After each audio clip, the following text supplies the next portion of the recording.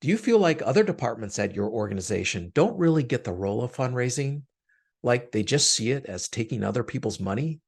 Or maybe executive leadership doesn't understand the value of staying focused on your donor caseload so you and your team can get pulled in all these different directions. If you've ever felt frustrated by this kind of situation, then you're in luck.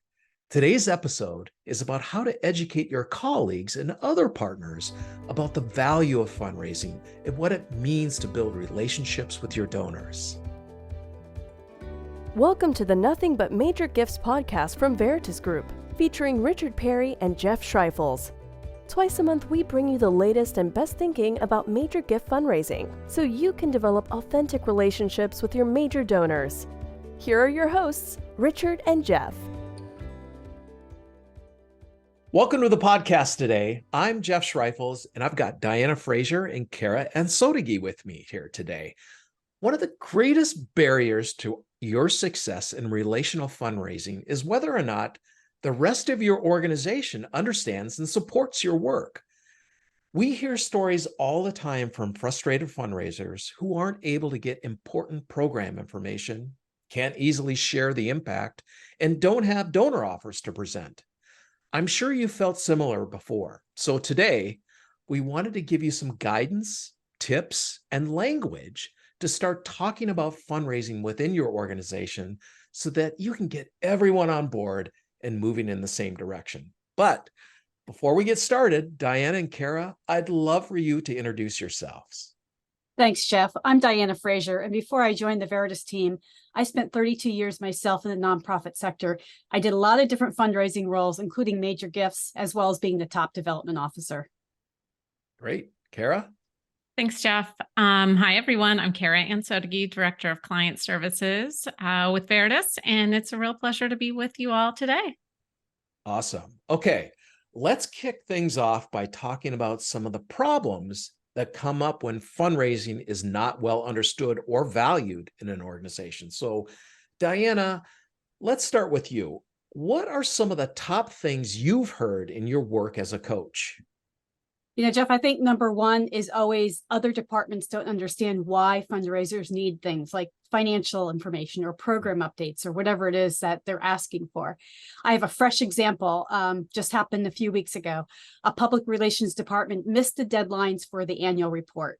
Yeah. This is partly due to a lack of understanding of the strategic timing of reporting back before moving into solicitation, especially now in Q4. They just didn't understand that reporting back is the foundation for moving forward, and it's a costly mistake. So that's a big one that I hear again and again and again. Yep. Another is there is a perceived ick factor around fundraising, which affects the entire culture. I had a fundraiser completely demoralized by colleagues making disparaging comments about fundraising. And get this, it was while they were driving together to their major donor weekend. She left the organization a few months later, and her position has not yet been replaced. And that was a huge loss to the organization because this is somebody who had been doing this work for over 7 years. Wow. So big loss. Another is an organization just doesn't invest in paying fundraisers more, so they have significant staff retention issues. I know of 2 fundraisers who recently left a team just within the summer because they were offered higher compensation at another nonprofit. And get this, these 2 fundraisers weren't even looking for another job. So that was pretty amazing. Yeah, there. And it probably was maybe like what, $5,000 or $10,000 more, and organization who's that they're there at. Oh no, we can't pay that much, and there's all these stupid reasons why. Yep.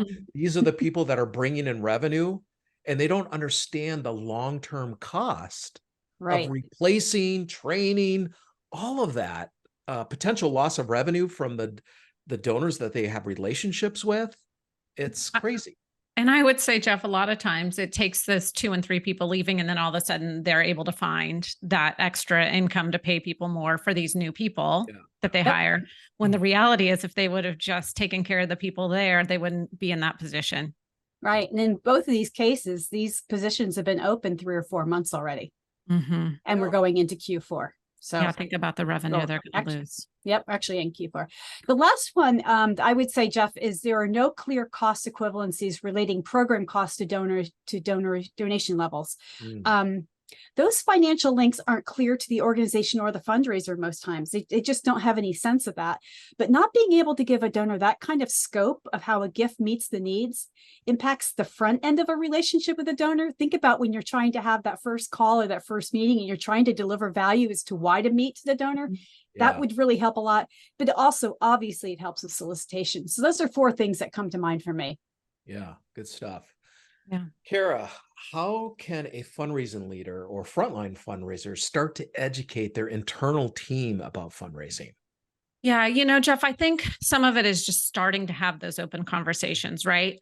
Understanding the value of fundraising and what it brings to the organization. I think starting those conversations by asking questions. We talk about permission-based asking and fundraising all the time, but here's a way that they can use that with their team to ask questions and uncover history or issues that have existed in the past and why fundraising hasn't really been prioritized.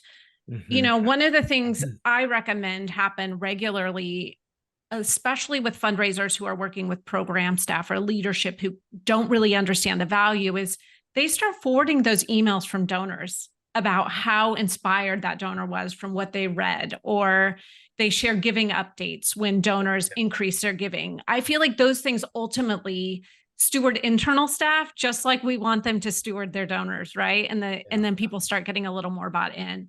And then I would say start involving your team in donor events and introductions so they know these people as people, not just as names on paper. And Jeff, I remember you told a story about including donors with one of the organizations you worked with. I think that'd be great to share if you would be willing to. This was a few years ago, but I worked with this major health organization, and it was a hospital. And what they did once a month was bring all of their staff to an all-staff meeting. So they had a big auditorium that they all came to. And then they had, like, I would guess what you could say, like their organization show in a way. They talked about what they were doing at the, different research they were doing.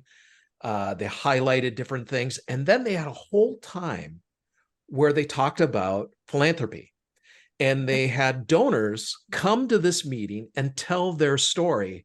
And because it was a children's hospital, of course, they had amazing stories from parents who talked about having their kids there and what it meant.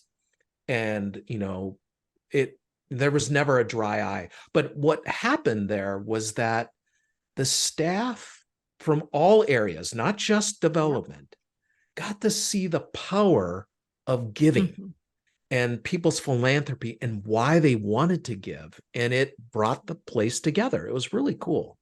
Yeah, I love that story when you shared it with us. I think it's such a great example of really creating that culture of philanthropy in your entire organization. It really was. It was so inspiring to go to those things. And I always try to plan my meetings to be there that month so I could listen to that. It was just really amazing. Great. All right. So we know how important partnering with program and finance are for fundraisers.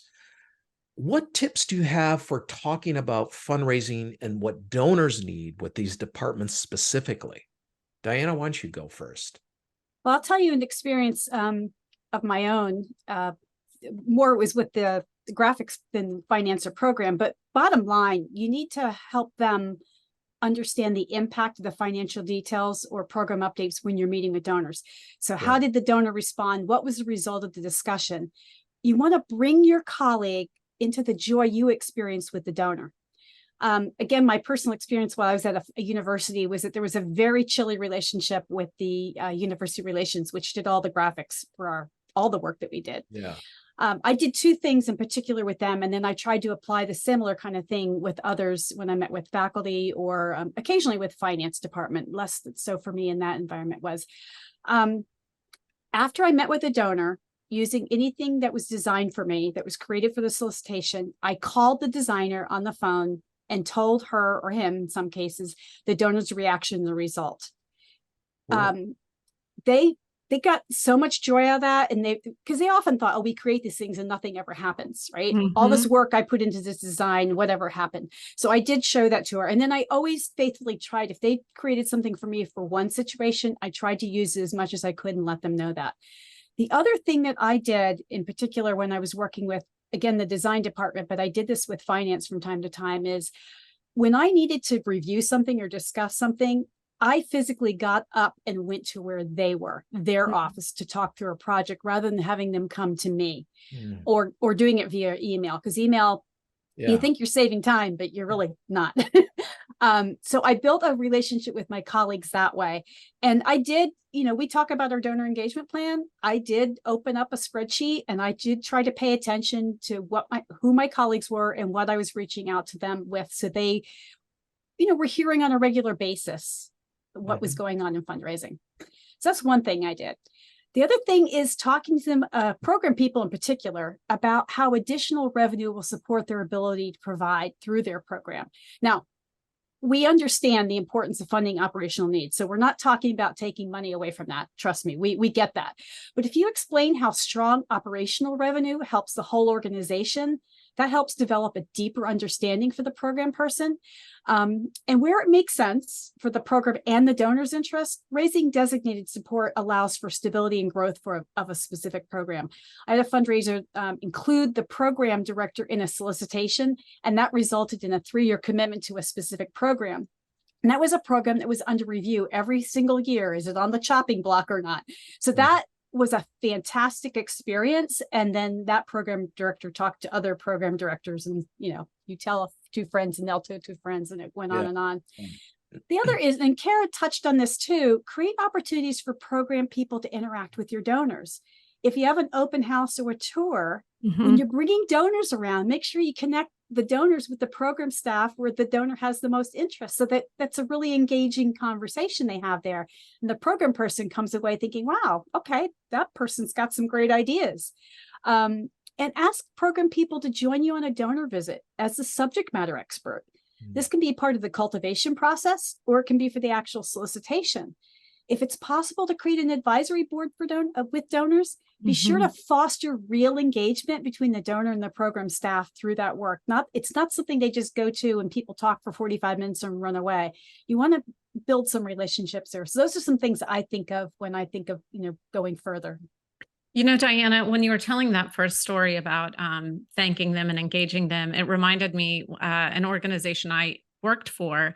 I traveled internationally and I visited a project some donors funded, and I took pictures, and I came back and I put a PowerPoint together for the fundraiser of all the pictures I took and the way their money was being used. And she went and took it to the donor, and the donor gave $30,000 more for that project. And she told the story in front of everyone organizationally, because it really created buy-in for our organization to see the difference one person can make in philanthropy. That's fantastic. I love that. Great. I love that. Now, one other area I know we've all heard before is about when you have a leader who doesn't come from a fundraising background, or at least doesn't have a great experience in more relational fundraising. So what are some ways you can talk to them about fundraising and create buy-in from leaders in your relational fundraising strategy? Yeah, well, I will say I'm a little bit of a data nerd. And so I think data can be an incredibly powerful tool, Jeff. We have our donor assessment. And I'll tell you, when I worked for another organization, the way I got buy-in is I had Veritas do a donor assessment for me. And what we were able to see through that donor assessment were extreme attrition rates. And those extreme attrition rates are really what sold the organization in investing in Veritas, because they knew how much more revenue they could have if we actually were starting to retain some of those donors. So I think data really helps you see how acquisition is covering up sometimes your loss. Yeah. And so that, to me, that's one of the first things you can do, is really have your data assessed and look at how you're performing from a data perspective. I would also say, talk to them about their role in fundraising, right? Much like support staff, I think it's really important for leaders to see themselves in the organization's culture of philanthropy. So how can they help support the important work of your mission? Yeah. Right. Let's never forget about the mission being the heart of this. And then talk to them about the value of fulfilling your donors' passions and interests. I don't know that everyone realizes donors want to give, right? We tell our clients that all the time. Donors want to give. Right. And if you can share the impact and honor them by sharing that impact in the area they're most important, they're most passionate about, we are fulfilling their desire to make an impact. And so it's really win-win for the donor and the organization. I think leaders need to hear that. Yeah. Yeah. Well, thank you, Kara and Diana, for joining me today for this episode. We hope this has given you lots of ideas and solutions that can help you start to talk about fundraising with your internal team. If you'd like to learn more about the donor file assessment that Kara just talked about, you can head over to our website to get that process started. This assessment provides some incredible information, right, Kara? Incredible. About value and donor attrition, where you have clogs in your donor pipeline and what you could be raising if you implemented a data-proven system and structure. Just head to our website or the show notes below to get started and see if you qualify for our free donor assessment. Take care, and we'll see you next time. Thank you for joining us for the Nothing But Major Gifts podcast from Veritas Group. Richard and Jeff also write an ongoing blog that you can subscribe to for free at veritasgroup.com. Please join us again next time.